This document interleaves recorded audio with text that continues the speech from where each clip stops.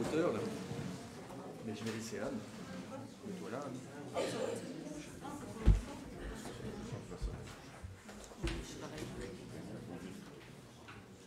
C'est bon? Voilà, bonjour à toutes et tous. Avant de commencer toutes les remises de prix, etc., je vous proposais tous de vous lever parce qu'on a décidé avec les bourgmestres de faire une minute de silence pour Jonathan Savel, le policier qui a été tué à l'Aude-Linsart.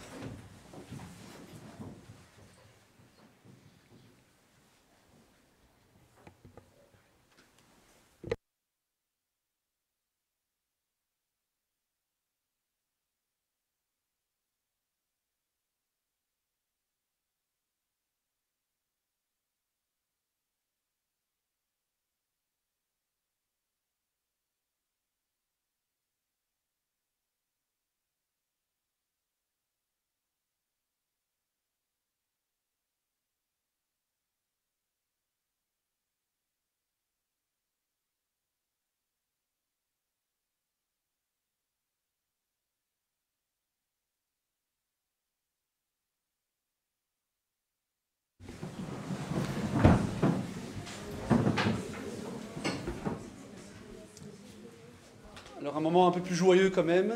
Donc bonjour à toutes et tous. Bonjour Terletou, parce que vous avez vu qu'il y avait un point au conseil communal où on doit mettre en avant les langues régionales. Et donc on a décidé de prendre le wallon, mais ce sera plus tard dans le conseil communal. Juste donc vous dire comment ça va se passer. Donc il y a plusieurs on va dire, mises à l'honneur aujourd'hui. Et on va commencer d'abord par le brevet de la lauréate du travail. Et donc la remise d'un brevet se fait de manière épisodique en Belgique par Sa Majesté le Roi, qui, avec un concours de plusieurs personnes, décide de mettre à l'honneur des travailleurs, des personnes qui, par leur travail ou par leur mérite, veulent mettre en honneur. Et donc, aujourd'hui, on va mettre en honneur Madame Corinne Tomasewski. Corinne, j'espère que j'ai bien dit ton nom de famille.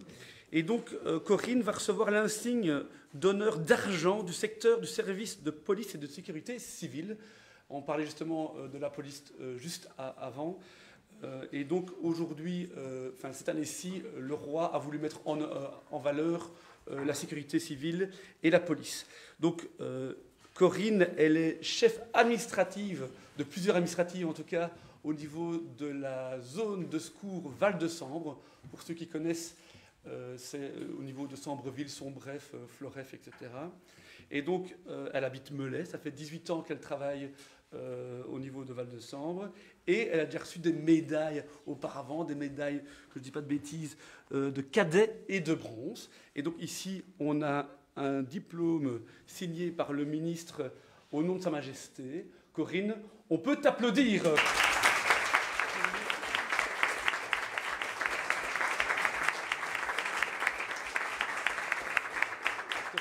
Félicitations.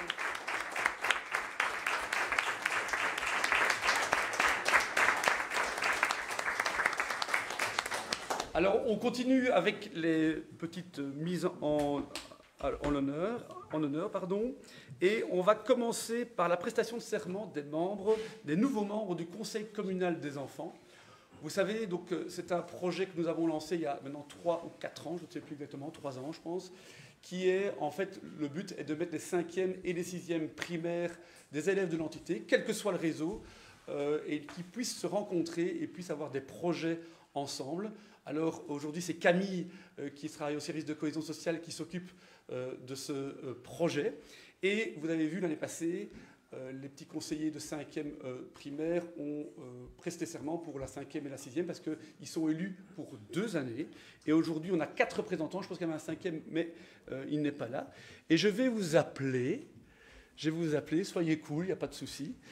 Et vous avez une petite phrase normalement, si vous l'avez avec vous, ok. Je vais appeler Chloé Daous de l'école de Villers-Perrouin.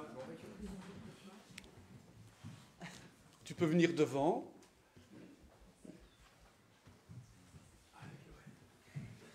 Ça va. À ton aise.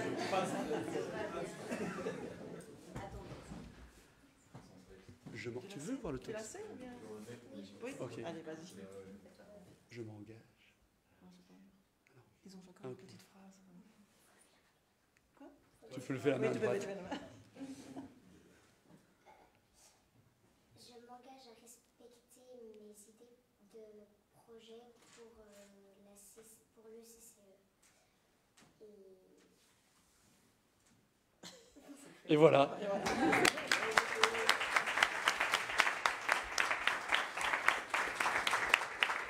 Bravo, Chloé. On va signer en même temps. On va signer. Et là, Tiens, tu dois peux signer. en dessous. Là, et Tu marques ton prénom.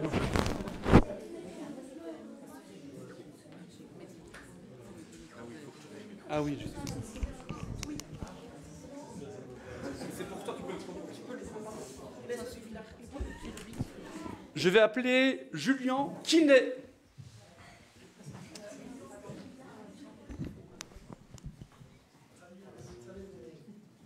Julien vient de l'école de rêve. C'est Julien, mais c'est pas Ah pardon, Julien. Tu fais bien, tu te fais respecter, t'as raison.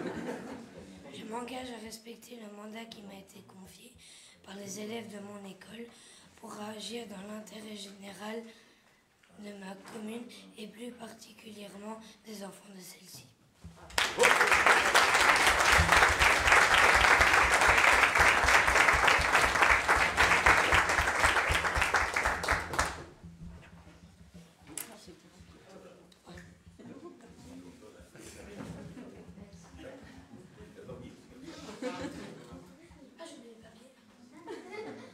J'appelle Laura Candini de Melay. Laura.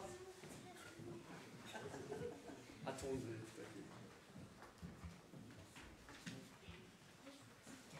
Je m'engage à réaliser de mon mieux ma tâche en tant que conseillère communale des enfants. Bravo.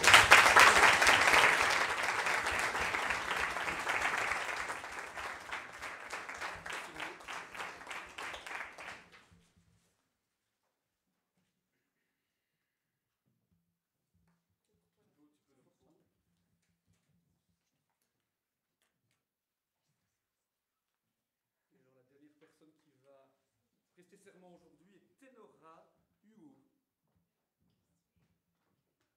De Melay, pardon. Je m'engage à remplir de mon mieux ma tâche de conseiller communal des enfants.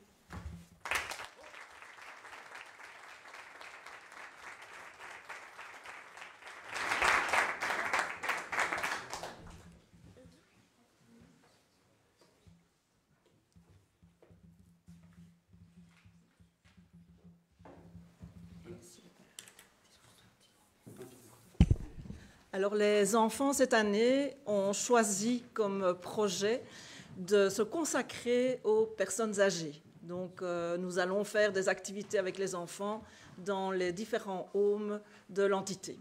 Voilà, l'année passée, c'était un autre projet. Et donc je vais appeler, je me permets, je vais appeler les anciens qui nous ont quittés l'année passée, et plus Sam qui est là aussi, je pense. Gabriel, pardon. Non, Sam. Sam. Pas Sam, toi? Je ne sais plus. Mais venez près de moi, tous les 5. Et il y a le corps. Oui, il y a Simon. Venez ici devant. Venez ici devant.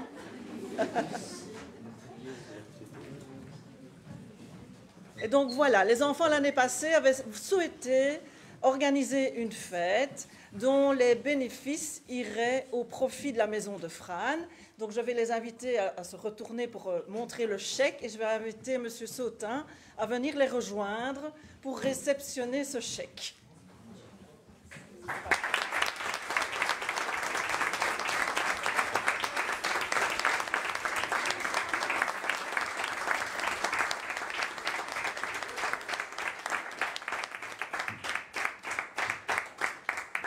C'est un chèque de 777 € normalement.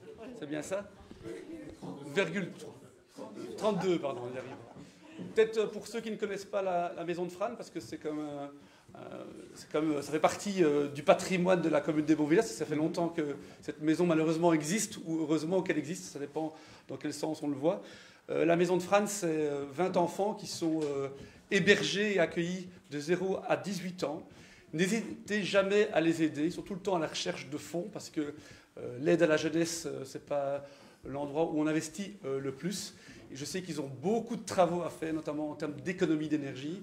Donc, s'il y a des mécènes parmi vous, ou si vous souhaitez faire des fêtes ou des activités pour leur faire gagner de l'argent, ils sont toujours prêts à accueillir, à ouvrir leur besace pour pouvoir recevoir et pour pouvoir finalement aider ces 20 jeunes et enfants qui sont à la maison de Fran.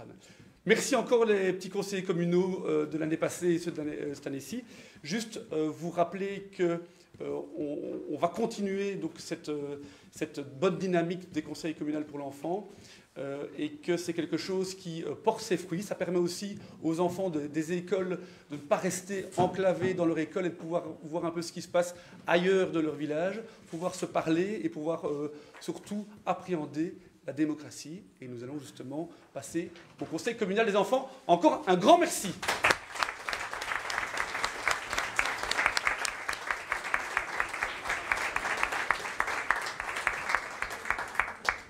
Alors, je vous propose peut-être de faire une photo, Anne, de mettre tous les petits conseillers communaux pour faire une photo. Mais remettez-vous au milieu.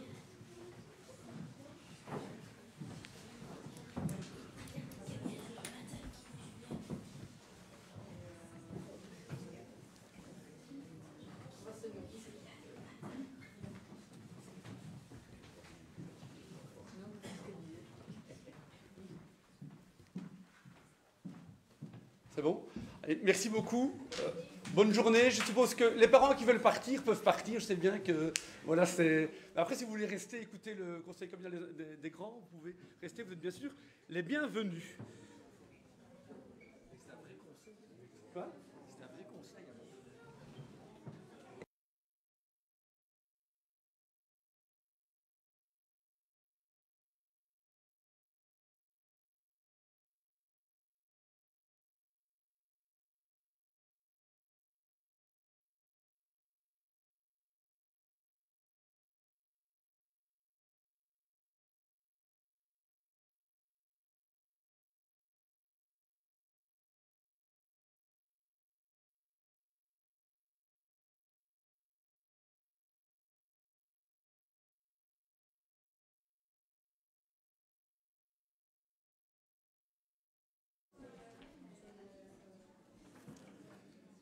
Et nous allons continuer alors la séance du conseil communal.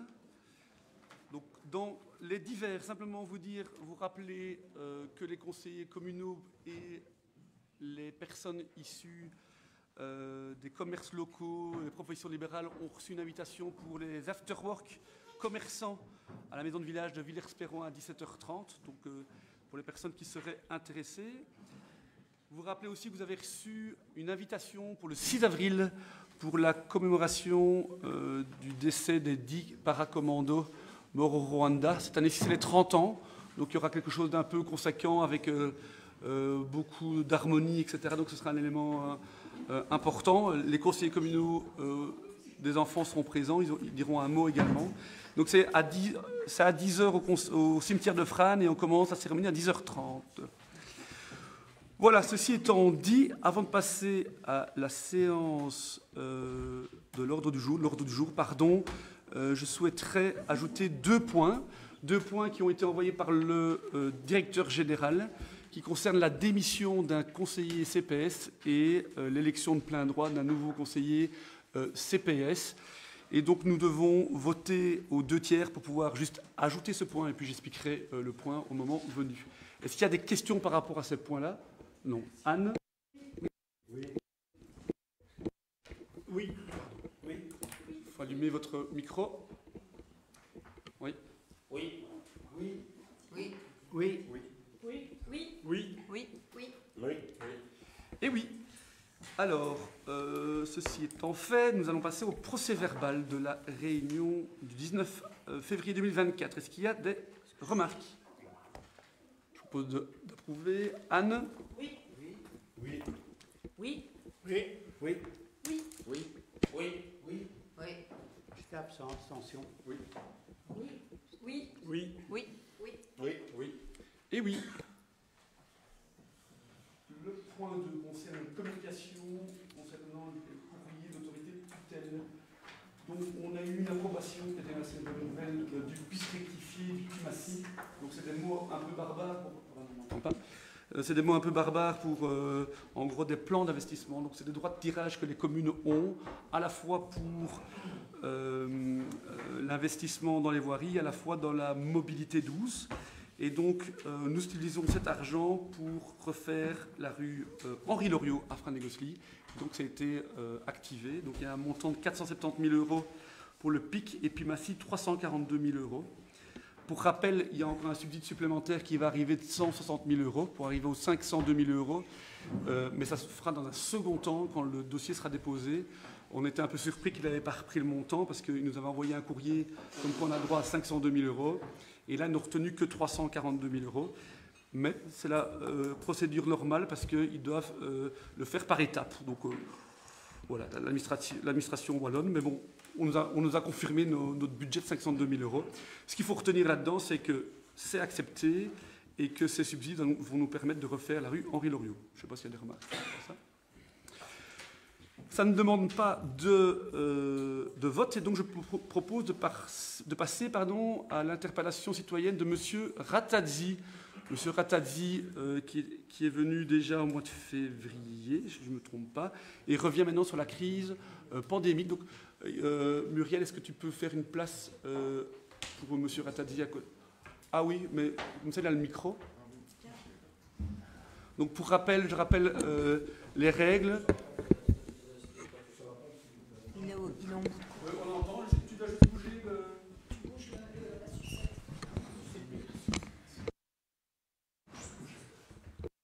Il faut appuyer sur le bouton pour avoir la parole. On va y arriver. Voilà, on va y arriver. J'arrête d'appuyer sur le mauvais bouton. Monsieur Ratazzi, pour rappel, vous avez 10 minutes pour votre question. J'ai 10 minutes pour vous répondre et vous pouvez me re-répondre en 2 minutes.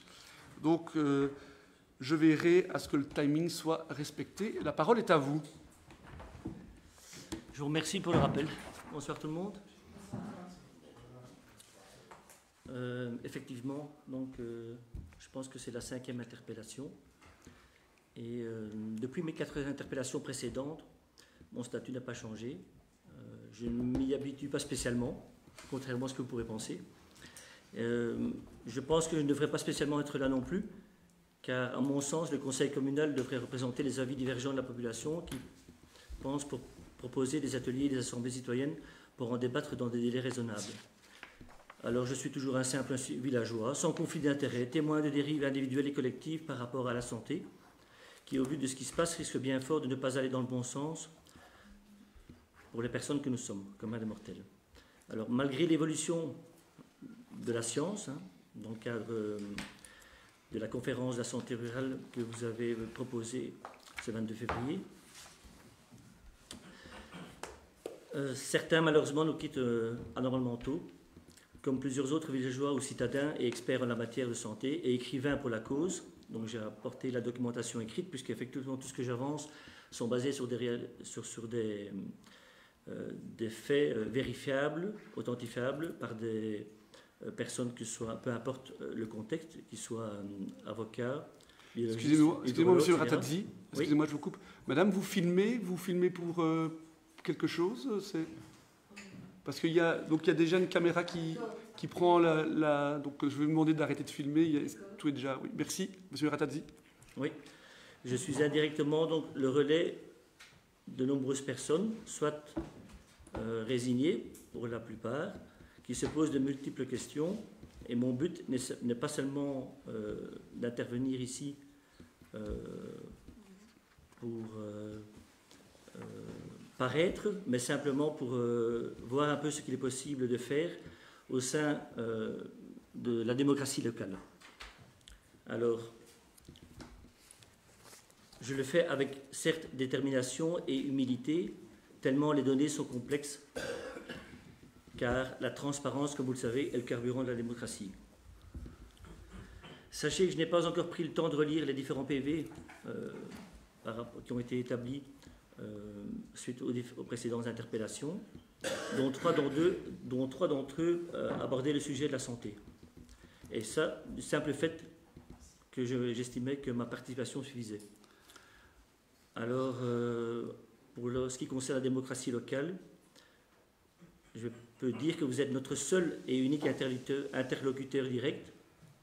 Et j'ai été un peu surpris et voire même déçu que ma demande que j'ai eu l'occasion de formuler à la suite de la conférence était plutôt d'obtenir un débat qu'une interpellation.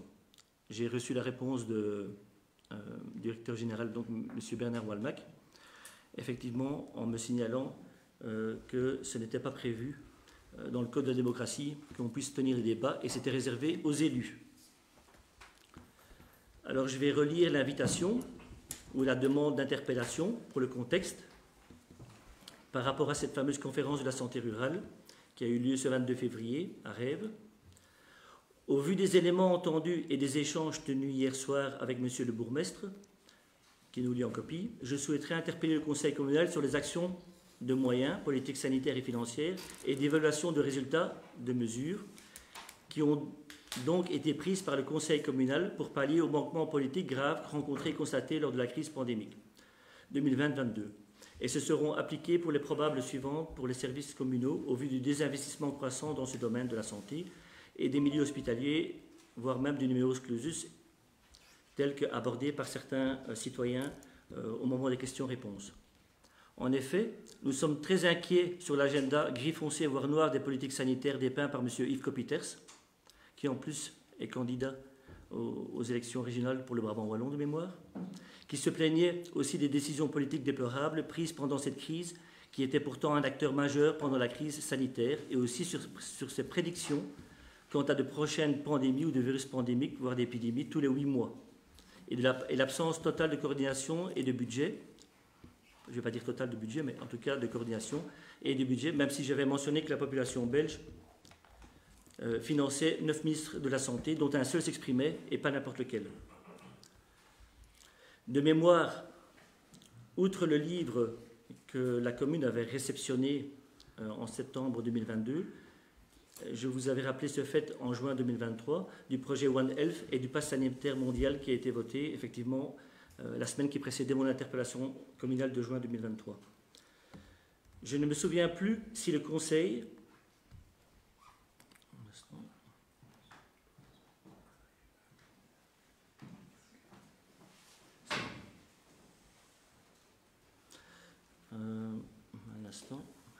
Je ne me souviens plus si le Conseil a pu établir des conclusions et un plan d'action suite à cette crise sanitaire au vu des lois et décrets qui ont été entre-temps votés, dont la première loi pandémique-épidémie de mémoire le 15 juillet 2021, soit après quelques amendements et étrangement pendant le désastre des inondations en Belgique.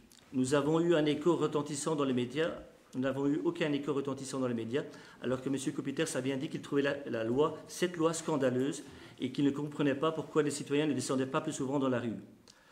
Ce à quoi une personne a également l'occasion de signaler avoir été dans la rue et été gazée par la police, alors qu'elle était tout à fait circonstance normale, de revendication normale.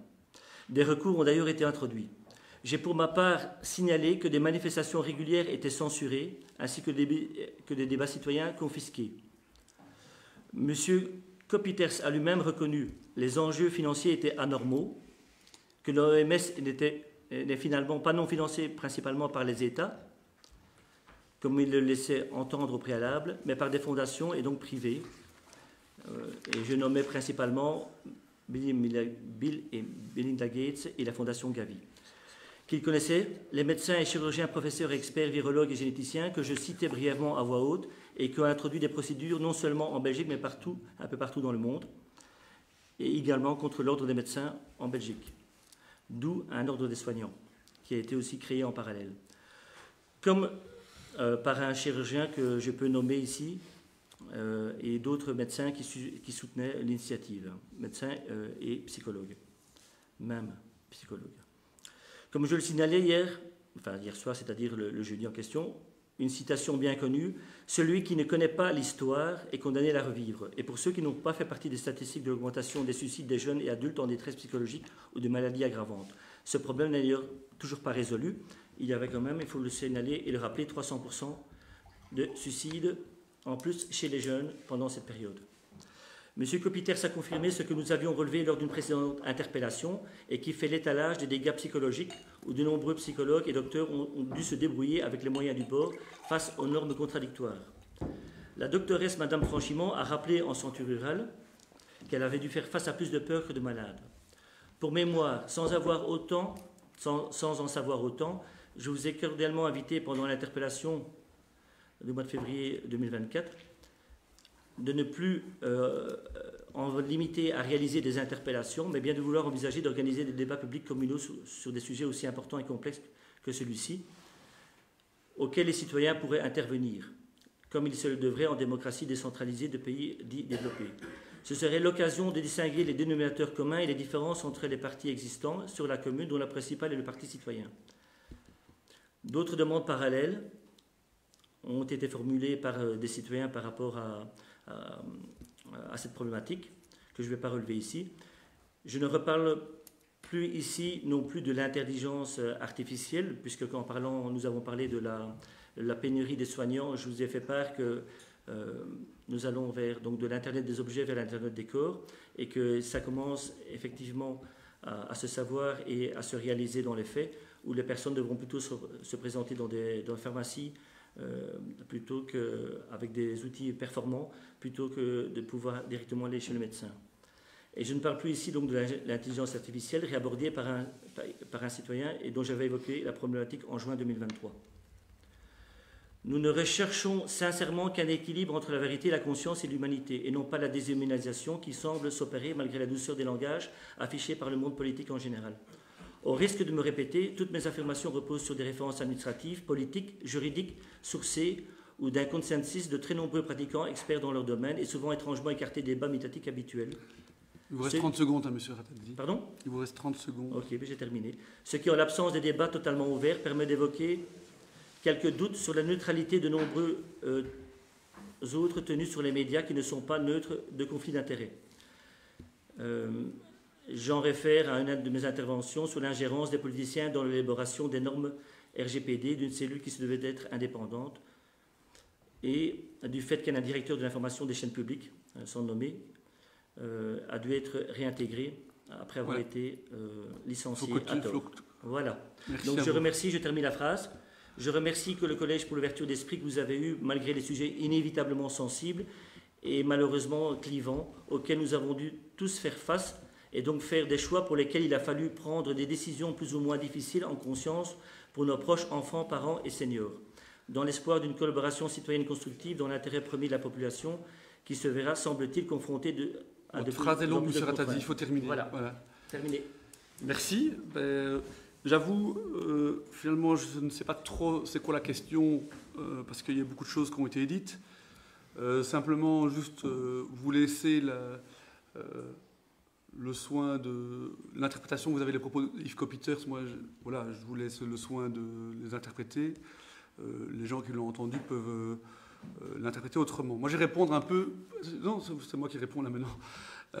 Je vais juste répondre par rapport à la démocratie locale et régionale et pour la santé rurale, parce que finalement, il n'y a que ça qui nous concerne, entre guillemets, dans votre question. Moi, ce que je pense, monsieur Rattaldi, c'est que vous devriez faire de la politique. Parce que tout ce que vous mettez en avant là concerne à la fois le milieu fédéral, régional, communal, même européen. Et donc, à un moment, si vous n'êtes pas content des élus ou autres, je pense qu'il faut faire de la politique et s'engager. Donc, n'hésitez pas. Il y a des élections le 9 juin et le 13 octobre. Donc, s'il y a des messages, il y a pas mal de choses, notamment pour changer la loi pandémie ou autre, c'est à ce niveau-là qu'il faut aller. Par rapport à ce qui se passe à la commune de Montvillers, juste vous dire que par rapport à la démocratie locale, j'ai été recompter pour vous toutes les réunions citoyennes que nous avons organisées. On en a organisé 85 soirées de réunions citoyennes. qui va de la mobilité à l'urbanisme en parlant de la santé.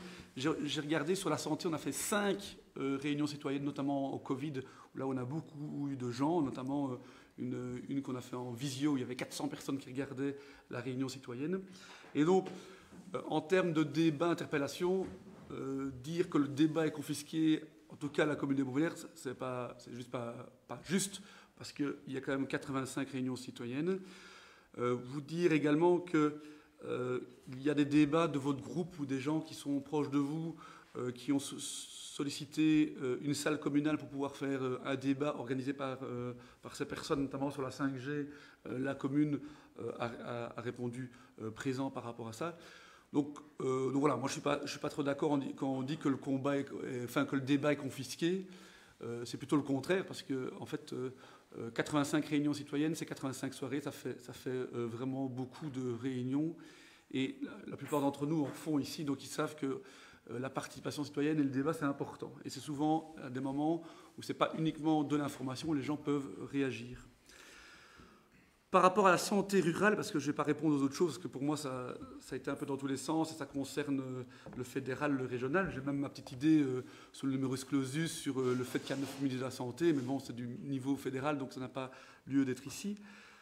Par rapport à la santé rurale, simplement vous dire que qu'est-ce qu'on a mis en place, nous, à la commune de Montbéliards, c'est qu'on a réussi à créer finalement en 4 ans ou 5 ans 2 maisons médicales. Une maison médicale dans laquelle la VIC, via des fonds structurels européens, la région et la commune a créé finalement une maison médicale à Frane, et avec des subsides régionaux et communaux, on a réussi à créer une antenne aussi de la maison médicale de Frane. Donc on a 2 antennes, d'ailleurs il y a eu une activité dimanche.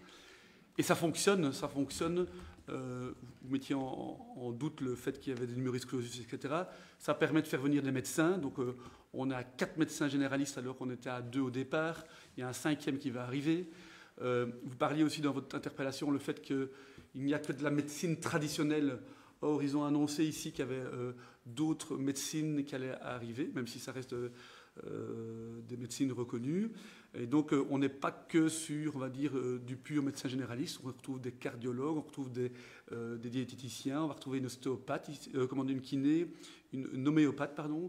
Et donc, il y a plusieurs fonctions. Et nous n'avons pas de pénurie au Bonvillers parce que nous avons investi dans la santé. Et donc, ça a un coût aussi pour la commune. Et donc, ça fait partie des budgets extraordinaires. Voilà ce que je pouvais dire par rapport à votre interpellation. Mais je sais que je vais vous frustrer parce que je ne réponds pas à 90% de votre projet. Et en fait, c'est pour ça que je vous dis, faites de la politique. Parce que allez dans un parti, quel que soit le parti, mais parce que c'est tous des thèmes qui s'abordent dans la constitution de programmes. Et ça concerne surtout le niveau fédéral. Donc voilà, par rapport au plan d'action et de recommandations au niveau de la commune des Montbéliards par rapport au Covid, qu'est-ce que je peux vous dire? C'est que ce qu'on a maintenant actuellement, c'est qu'on tient un jour une liste de tous les médecins, des professions, parce qu'on s'est rendu compte que c'était un manque qu'on avait quand on a repris, quand il fallait contacter les infirmiers, les kinés, etc. Mais sinon, en termes de recommandations, etc., on n'a pas de réserve de masques à un endroit, on n'a pas on a des médecins de première ligne, mais on a des contacts avec les médecins de première ligne, les infirmiers, mais on n'a pas. Il y a une brochure aînés, bien-être, personnes handicapées qui va sortir, dans laquelle on va retrouver toutes ces professions, etc. Mais une recommandation en tant que telle, voilà, c'est des choses tellement de santé publique qui nous dépassent, nous. Donc voilà, notre mission, c'est plutôt d'accueillir les décisions du fédéral et du régional pour pouvoir mettre en place le cas échéant. Voilà ce que je pouvais vous dire par rapport à ça. Donc franchement, je vous invite à faire de la politique, quel que soit le parti.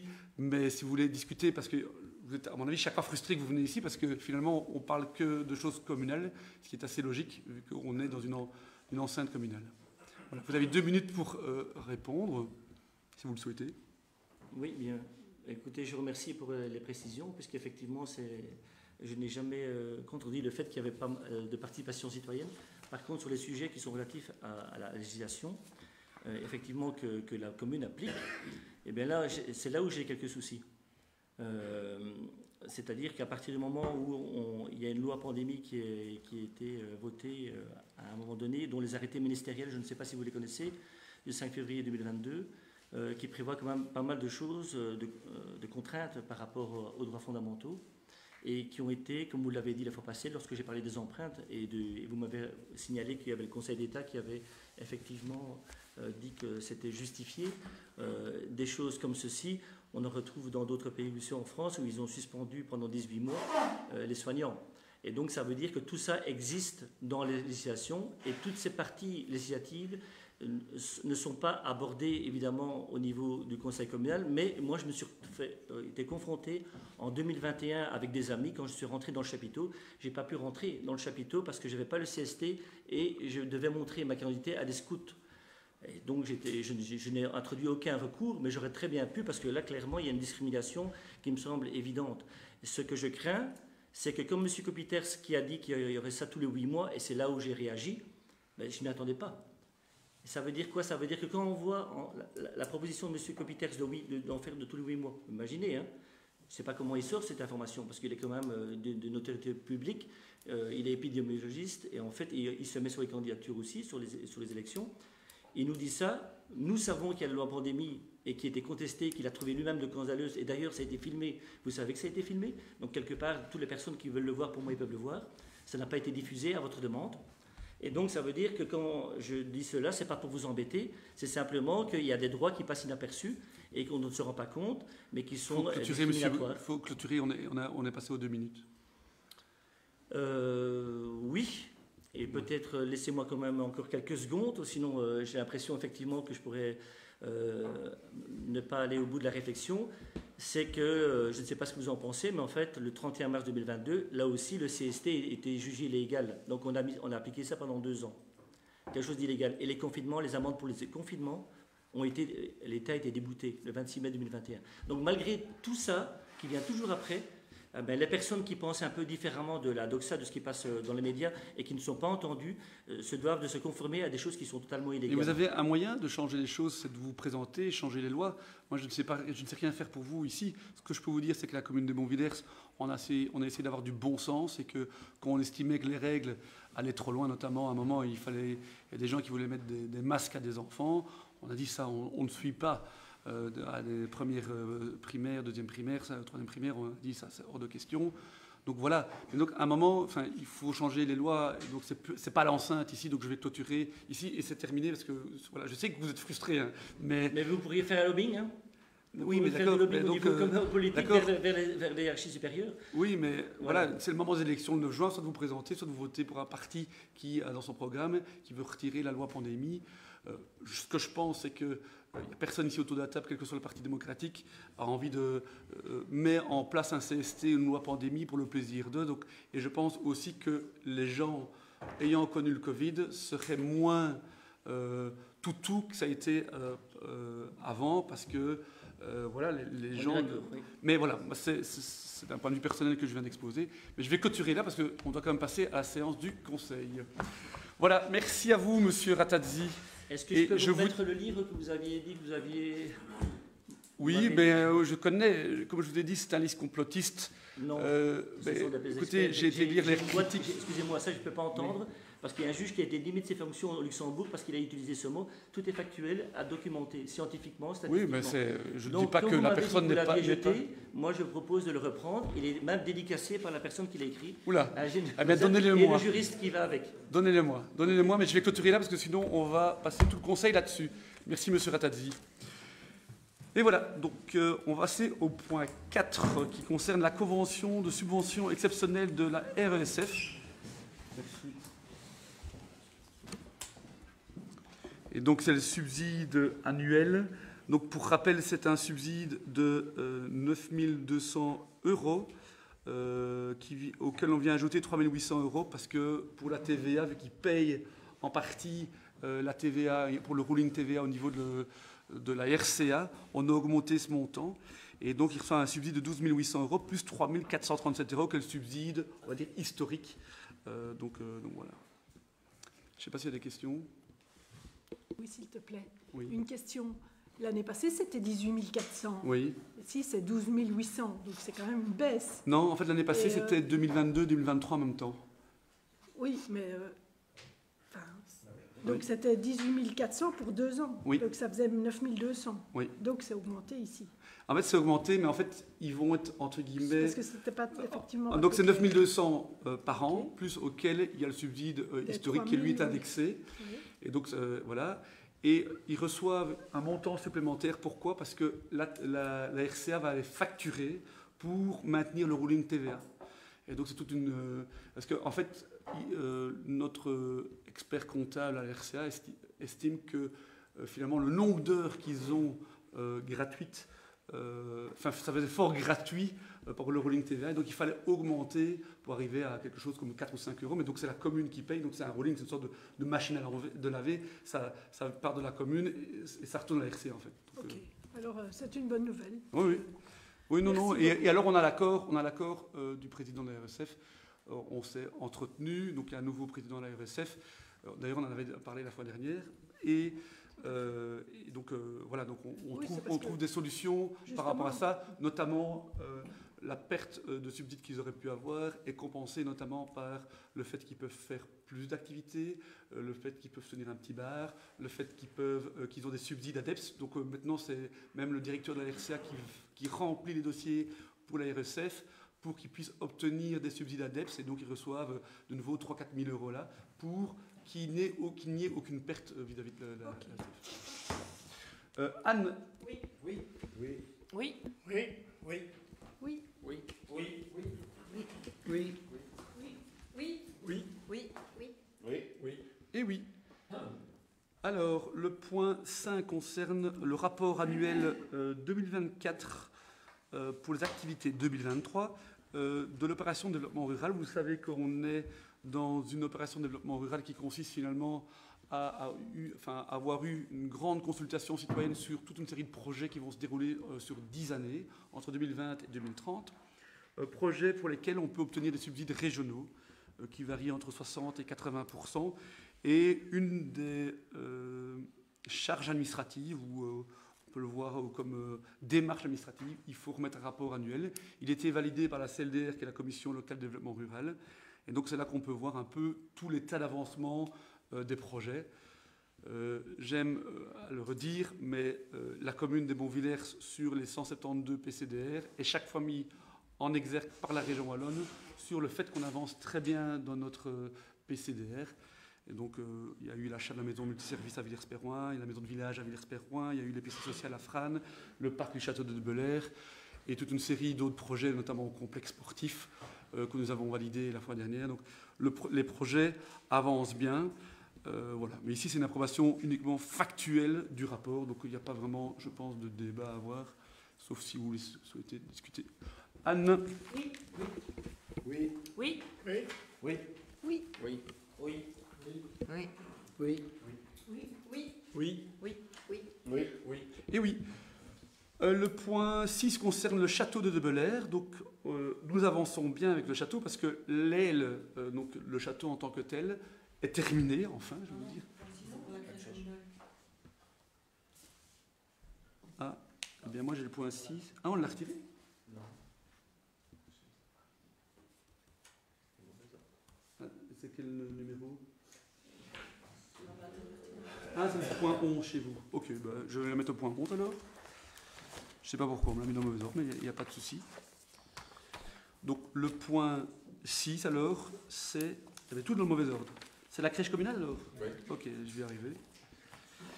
Donc c'est le marché de services concernant une crèche communale. Donc souvenez-vous, il y avait un projet qui avait été stoppé dans le cadre du grand projet Sotraba, où Sotraba devait réaliser une crèche pour le compte de la commune. Finalement, il avait été décidé d'augmenter un petit peu au mètre carré et de stopper la crèche en attendant un éventuel subside qui a eu lieu dans le cadre du plan de relance. Pour rappel, donc, on a déposé 2 projets. 2 projets ont été repris pour une crèche à Villers-Perroin et une crèche à Frasnes. Et nous avons décidé uniquement de faire la crèche à Frasnes pour la simple et bonne raison que nous ne sommes pas propriétaires du terrain de la crèche à Villers-Perroin. Et vous avez vu les coûts déjà que ça peut entraîner la création d'une crèche. Et donc on a essayé de limiter le projet. Donc on a reçu un subside de 840 000 €. Et l'idée de la commune et du service travaux, c'est de pouvoir faire des logements publics au-dessus de la crèche pour pouvoir, entre guillemets, rembourser le cofinancement, parce qu'on parle d'un montant entre 1 million et 1 500 000 euros la crèche, avec un subside de 840 000 euros. Et s'il y a 2 ou 3 logements sur 25 ans, 30 ans, ça permet de rembourser finalement l'emprunt que nous ferions pour ce projet-là. Donc, a priori, l'investissement ne va rien coûter aux contribuables bonvillersois. Et donc ici, on lance le marché de services pour l'architecte. La crèche, elle doit être terminée pour septembre 2026, donc on ne doit pas trop traîner parce que ça prend du temps, mais je suis convaincu qu'il y aura des prolongations parce qu'il n'y a aucune commune, qui est prête. Et donc là, ils donnent des dérogations à tout le monde parce que c'est dans le cadre du plan de relance. Normalement, on doit terminer pour septembre 2026, donc les enfants doivent être rentrés dedans. Donc voilà. Juste vous rappeler qu'en termes de places de crèche, actuellement, on a 70 équivalents temps plein places de crèche et qu'on est classé 68e sur 262 communes. Donc c'est vraiment bien. Et donc on a 4 accueillantes au Bonvillers salariés. On a la crèche de Frasnes où il y a 35 équivalents temps plein. Donc on avait reçu, il y avait 28 équivalents temps plein, mais on a réussi à augmenter les espaces pour faire 35 équivalents temps plein. Et à Melay, on est passé de 18 à 21. Enfin bref, il y a 76 équivalents temps plein. Je parle d'équivalent temps plein. Pourquoi ? Parce qu'en fait, un équivalent temps plein, parfois tu as des enfants qui sont à 4/5e, à 3/5e, et donc tu as plus d'enfants que d'équivalent temps plein. Voilà, et donc c'est une crèche de 21 places, donc 21 équivalents temps plein. Ce sera 7 enfants, donc 7 petits, une section de petits, et 14 sections de grands. En fait, on sait mettre plus de personnes chez les moyens et les grands. Et ici, on lance le marché qui est estimé, donc, qui s'occuperait de l'architecte, la coordination de la sécurité, pour un montant de 180 500 euros. Donc on lance simplement le marché. Donc voilà, je ne sais pas s'il y a des remarques par rapport à ce projet ou pas. Oui. Attends.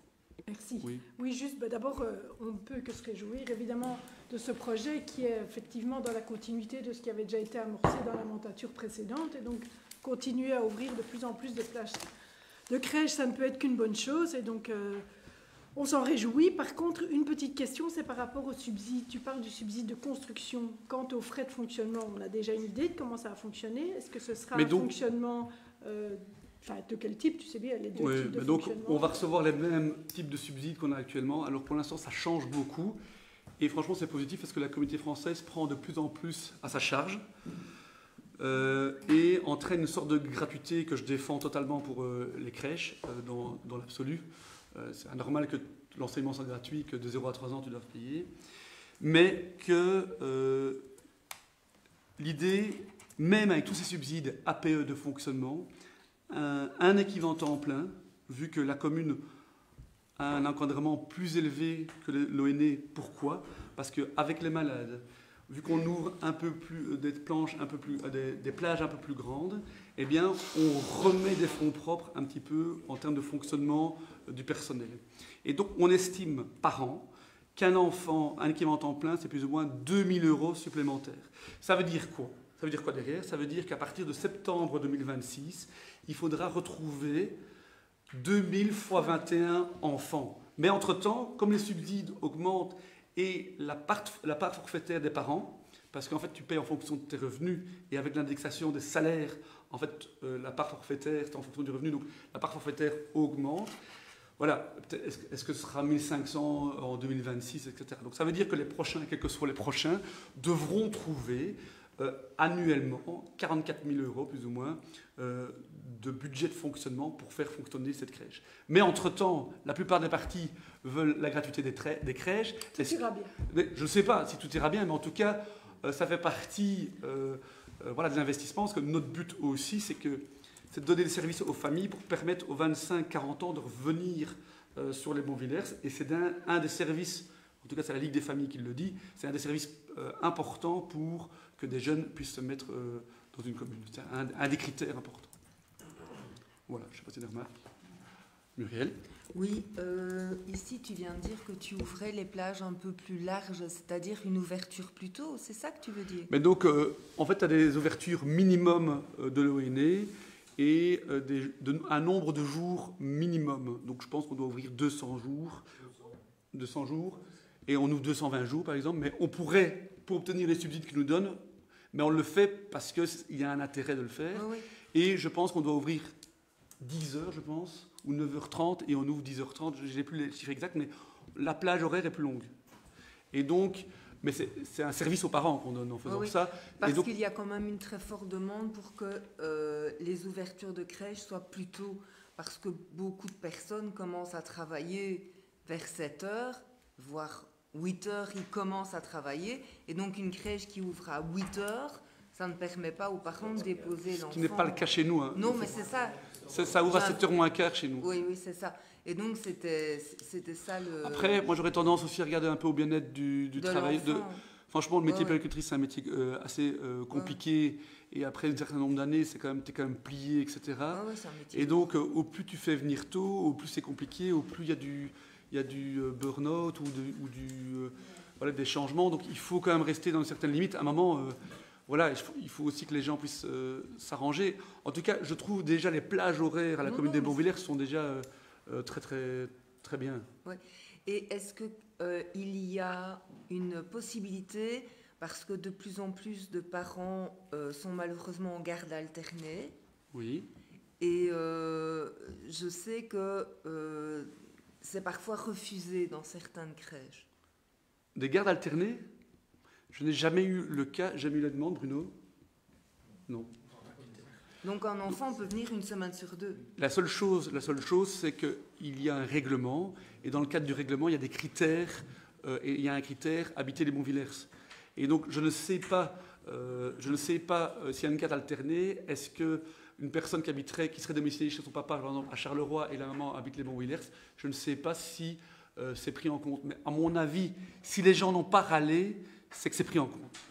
Mais non, parce que sinon, on l'aurait su. Ma fille, sérieusement, ma fille a eu la blague. Elle voulait mettre son enfant à la crèche. Ah, mettre un enfant une semaine sur 2 ? Oui. Ah, l'ONE, ça ne veut pas. Donc, l'ONE et le projet pédagogique de la crèche, et donc des accueillantes, de l'infirmière, l'assistante sociale, etc., c'est que l'enfant vienne au minimum 3 jours semaine, c'est ça ? Pour ne pas perdre le lien avec la puéricultrice, pour pouvoir continuer la sociabilisation. Donc, et en plus, maintenant, ce qu'ils obligent, quand tu as pris plus de 2 semaines ou 3 semaines de congé, par exemple au mois de juillet, ils doivent refaire des demi-journées pour s'habituer à pour réhabituer l'enfant. Mais donc, une semaine sur 2, ça, c'est pas faisable. Oui, on le sait. Oui, demande, oui. C'est aussi pour avoir une certaine continuité, parce qu'alors les gens vont faire juste à la demande, un jour je viens, un jour je viens pas. Enfin, c'est difficile aussi pour dans une organisation. Enfin, c'est comme une école, hein, c'est comme un enfant, il a une certaine obligation de venir. Et s'il vient qu'un jour par semaine, une fois je viens le lundi, une fois je viens le vendredi, ça n'a pas trop de sens non plus, en fait. Mais même d'un point de vue pédagogique, elles veulent vraiment pas le lien enfant-puéricultrice, et ils travaillent beaucoup là-dessus, donc voilà. Ok, alors je propose de passer au vote. Anne ? Oui. Oui. Oui. Oui. Oui. Oui. Oui. Oui. Oui. Oui. Oui. Oui. Oui. Oui. Oui. Oui. Et oui. Le point 7 alors, le déclassement du matériel communal. Mais donc vous savez, tous les 2 ans ou tous les ans, notre magasinier, le service travaux, font un peu le listing du matériel qui est à déclasser, donc qui n'est plus à utiliser et qui n'est plus utilisé. Et donc on essaye d'en tirer un minimum. Et donc on passe par une société qui s'appelle Octelia, qui est la professionnelle dans le dossier. Donc voilà, donc c'est une série de matériel. Vous avez les photos de ce qu'on déclasse. Donc c'est des choses qui ont été validées par les hommes. Je ne sais pas si tu les remarques. Anne ? Oui. Oui. Oui. Oui. Oui. Oui. Oui. Oui. Oui. Oui. Oui. Oui. Oui. Oui. Oui. Oui. Et oui, le point 8, tout est mélangé chez moi. Le plan cohésion sociale, le rapport financier et l'approbation. Donc c'est une démarche administrative pour obtenir le subside de 32 000 € pour payer notre coordinateur de la cohésion. Je ne sais pas si vous avez des remarques. Non. Anne ? Oui. Attends. Ah pardon. J'aurais voulu profiter pour poser une petite question par rapport justement à la cohésion sociale. Je profite que Bruno est là.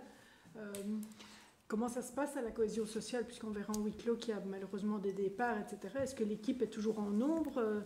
Comment ça se passe chez eux pour le moment ? Donc comme tu l'as dit, on en parlera à huis clos alors. D'accord, Ok. ça va, merci. Je vais le noter.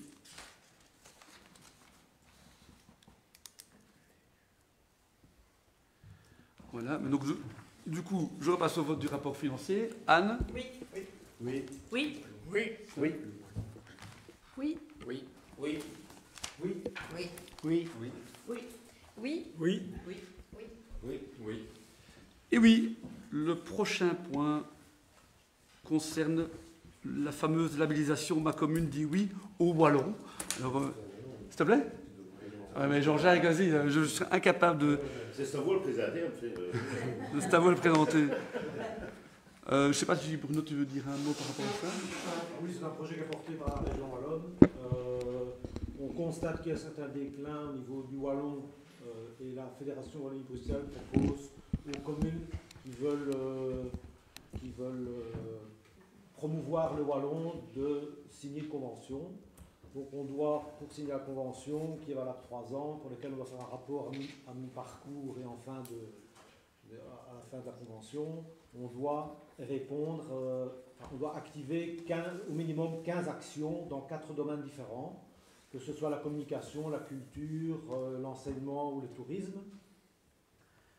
Et ces actions que l'on va mener, on obtient un certain nombre de points et on doit, pour avoir le label, totaliser 100 points. Donc je vais donner un exemple. Par exemple, en communication, on pourrait, lors de chaque discours, commencer le discours par mon Doumidjan, comme Mathieu a fait tout à l'heure. On pourrait, dans le bulletin communal, publier un article en wallon.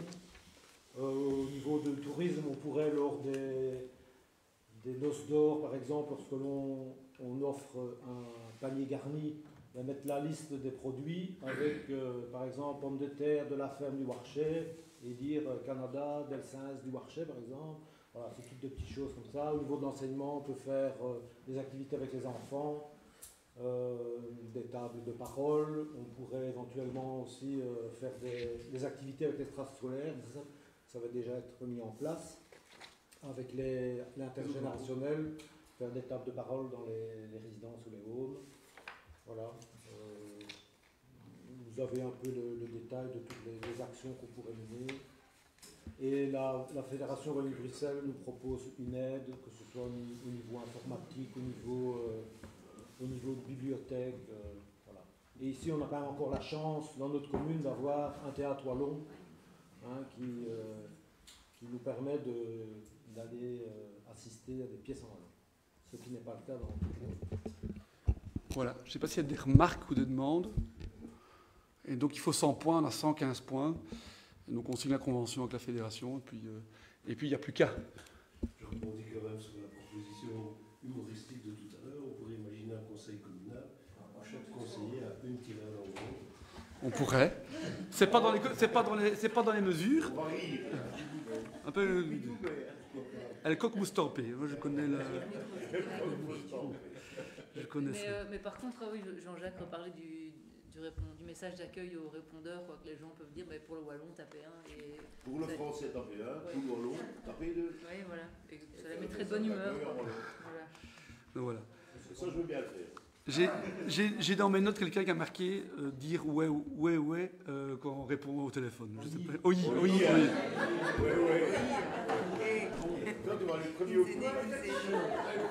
Vous avez remarqué que je ne connais pas très bien le wallon, donc c'est la preuve par A plus B qu'il faut le faire, c'est tout à fait vrai. Et donc voilà, et donc il y aura aussi une page sur le site internet. Qu'est-ce qu'il y a d'autre encore? La signature des mandataires communaux avec une phrase en wallon. Il fait bon Vicky au bon Villet. Oui, il fait bon Vicky au bon Villet. Il y aura une balade comptée qui sera présentée en wallon.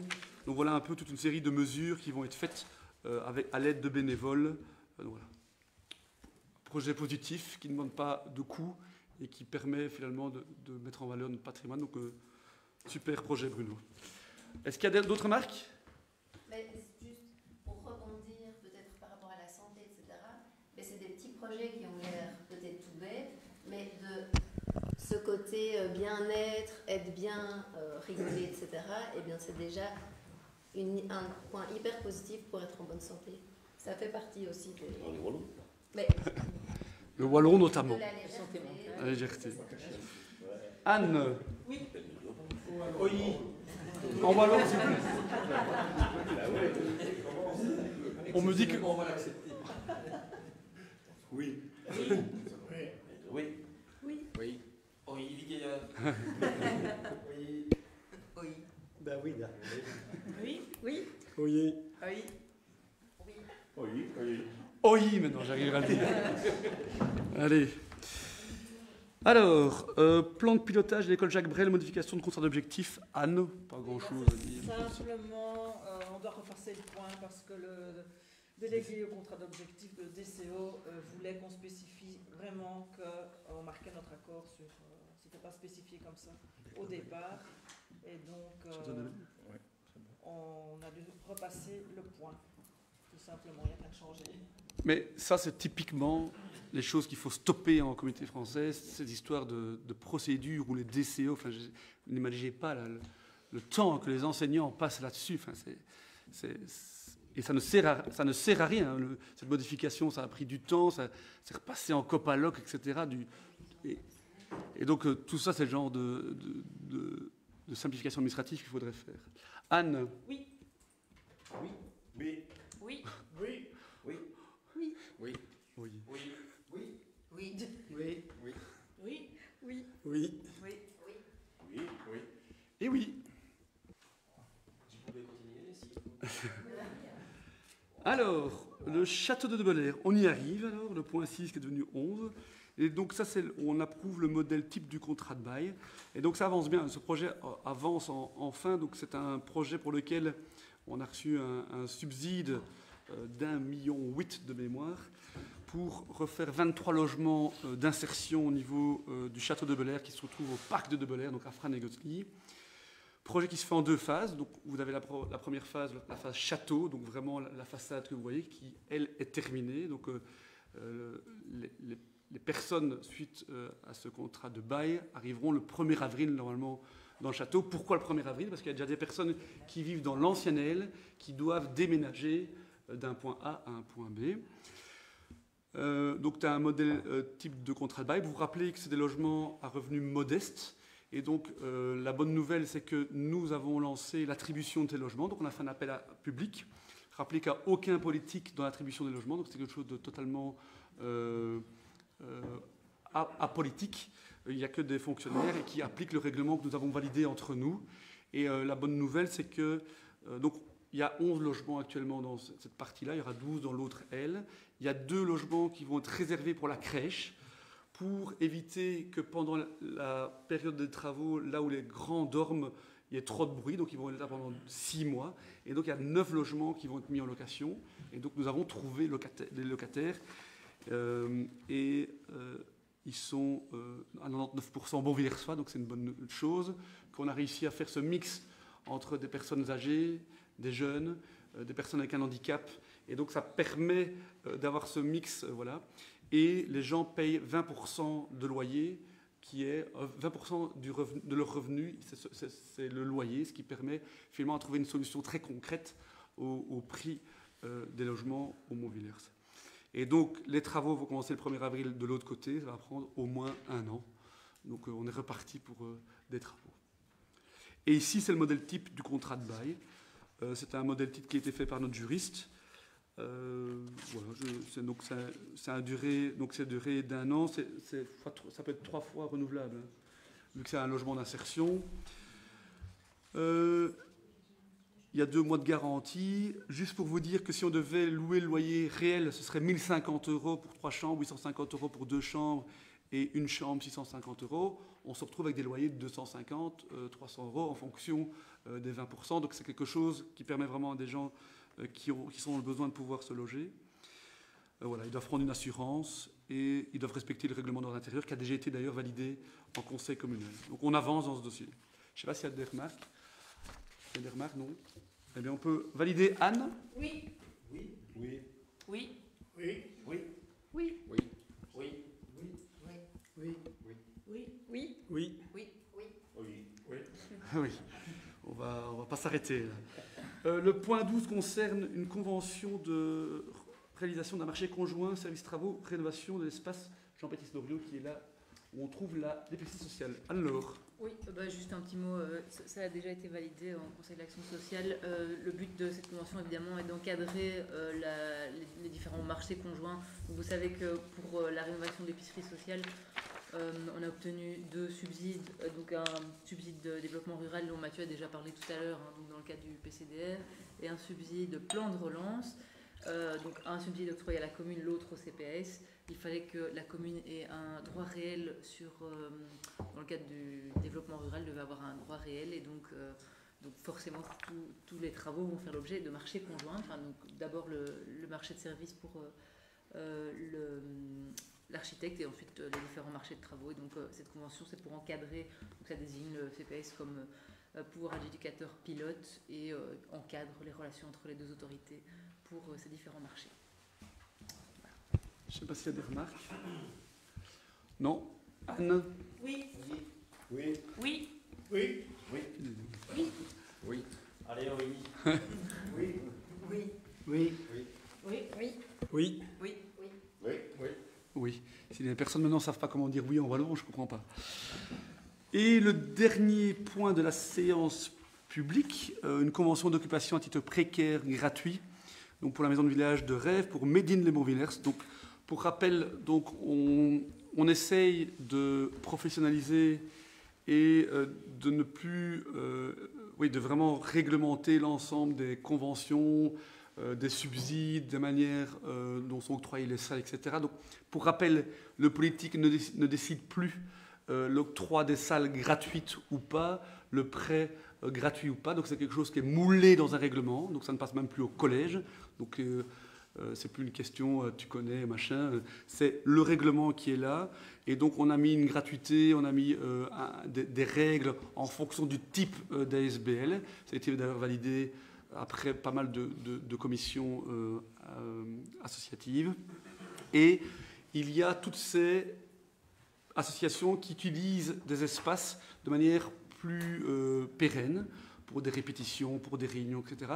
Et alors là, on encadre par une convention qui passe à chaque fois au conseil communal, ce qui permettra finalement, j'espère, dans plusieurs années, que tout soit nickel par rapport à ça. Et donc ici, c'est une mise à disposition gratuite avec un prix de 5 € pour l'énergie. Voilà.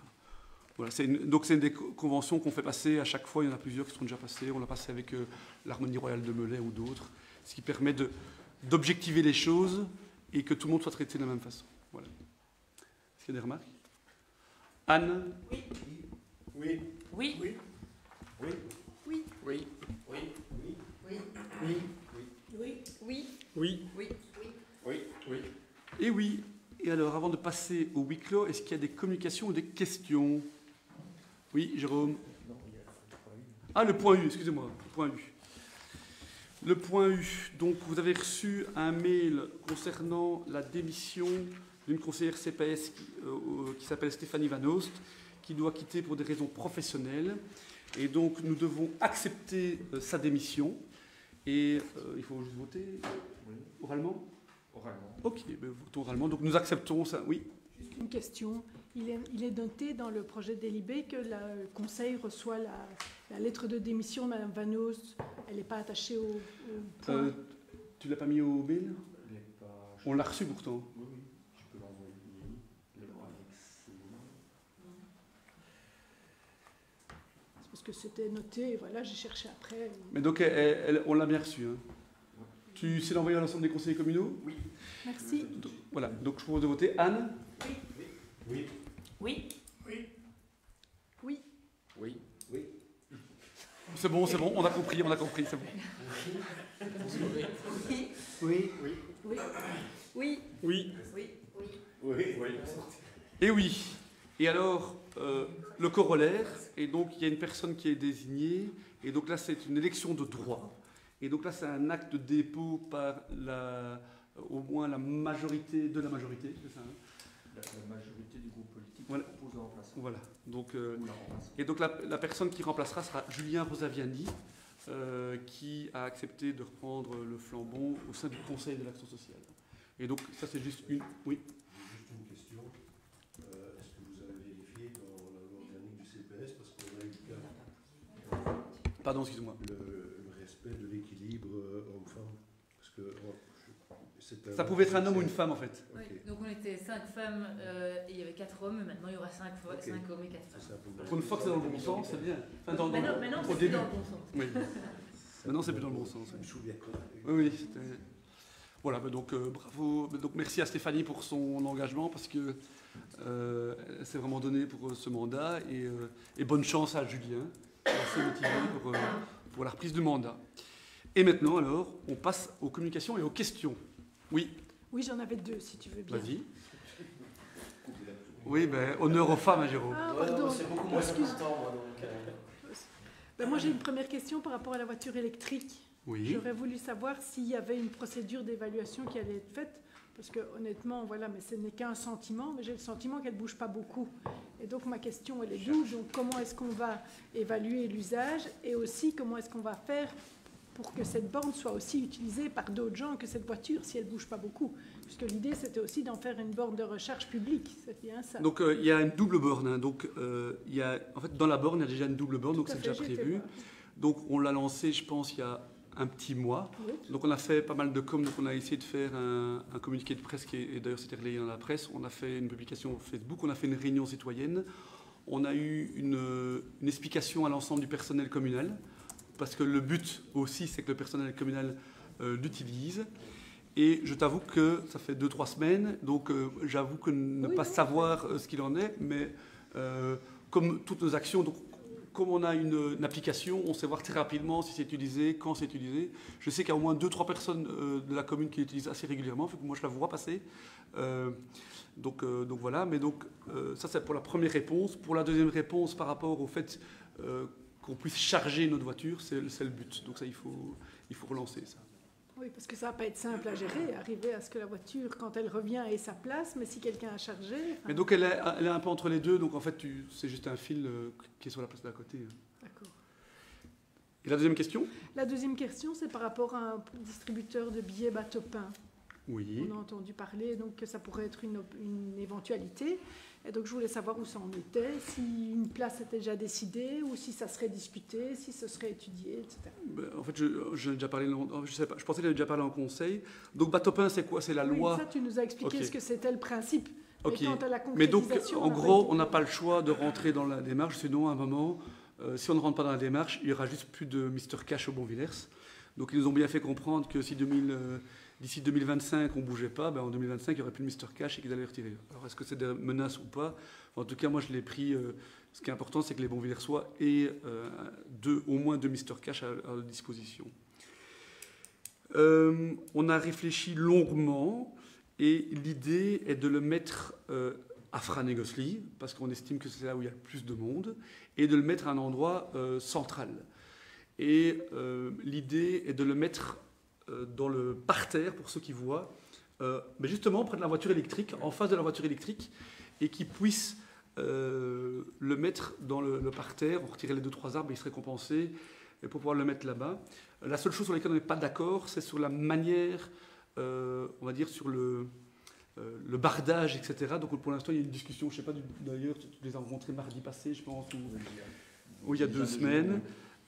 Où on aimerait bien avoir quelque chose qui s'intègre plus que ce truc noir et jaune, un peu, qui sort un peu des centres de village. On aurait pu le mettre derrière la friterie, juste là. Le problème, c'est que c'est quelque chose qui est censé être pérenne. Donc au moins 9 ans, ils vont demander un permis au moins pour 9 ans de mémoire. C'est un bail de 9 ans qu'on a avec eux. Moi, je ne sais pas ce que les prochains décideront. Est-ce qu'on élargit... le numéro 7 ou le numéro 9 qu'on appelle chez nous, donc derrière la friterie. Et donc pour ne pas s'amputer de cet espace-là, si on fait un bâtiment, eh bien, on a décidé de ne pas le mettre là-bas. Voilà un peu ce qu'il en est. Et donc le choix pour le moment, c'est une cabine et uniquement sur Frane. Ah ben on n'a pas le choix. On sait pas, oui, on ne peut pas dire on en prend 2. Non, c'est parce que pour le moment, tu parles de 2025, mais pour le moment, Belfius, oui, je dis bien, fonctionne toujours à Frane. Donc, est-ce qu'on ne le mettrait pas, je ne sais pas moi, à Melay, par exemple, qui est quand même un gros centre aussi. Donc, en fait, Batopin pour la commune des Montvillers, c'est une mauvaise chose. Batopin pour les communes du Luxembourg ou du sud de Namur est une bonne chose, parce qu'eux n'ont pas du tout de Mr Cash, et donc ils font un sorte de vase communicant, donc le prix qu'ils payaient, j'invente Belfus, pour les Mr Cash qu'il y avait ici, eh bien, ils mettent dans une enveloppe globale et ils mutualisent leurs coûts. Et donc, c'est pas moi qui fais la loi, et la loi, c'est pour 2025, c'est pour la mettre. Et donc, ce que j'ai essayé de faire depuis 2 ans ou 3 ans, c'est de repousser l'échéance en disant, bah, tant qu'ING et Belfus sont là, on ne va pas se presser. Le problème, c'est que là, ils commencent à devenir très insistants, et ils disent clairement, ben voilà, si vous ne bougez pas. Et en fait, simplement, c'est que fin 2024, les Mr Cash sont retirés, en fait. Et quel est le message de Belfus par rapport à ça? Il confirme? Belfus local? Oui. Ah ben, oui et non. C'est-à-dire que eux, en tout cas, ce qui est sûr, c'est qu'ils veulent rester sur Fran, donc ils sont bien implantés. Donc on les avait rencontrés d'ailleurs à un petit déjeuner commerçant qu'on avait fait avec eux. J'en avais parlé avec eux. Donc voilà. Mais ce n'est pas eux qui décident. Ce sont les étoiles. Non, c'est le niveau national qui décide et qui a une vue globale. Et donc, ils ont un objectif, c'est que d'ici 2025, tous les bateaux-pins soient mis. Et donc voilà.